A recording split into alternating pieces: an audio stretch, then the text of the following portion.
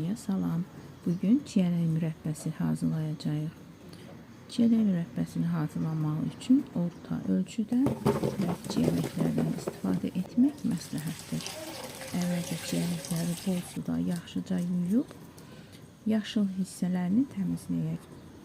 Yaşıl hissələrini elə kəsək ki, zoğu çiyələyin üzərində qalsın. Bu, çiyələk pişəndə əzilməməsi üçün mütləq vacibdir.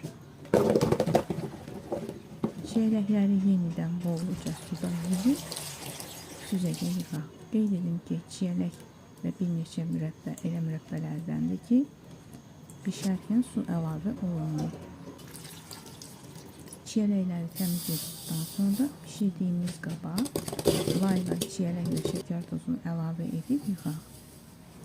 Məndə 2 yeşik çiyələk olduğu üçün ayrı-ayrı qablarda bu prosesi təkrarladım.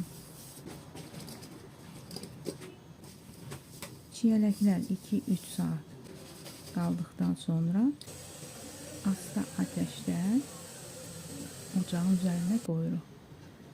Daha sonra ocağın ateşini qaldırırıq.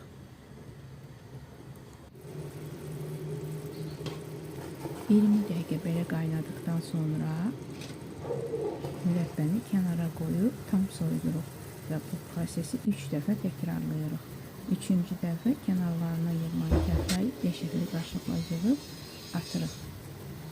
Mürəbbə tam soyuduqdan sonra bankalara yığırıq. Nuş olsun.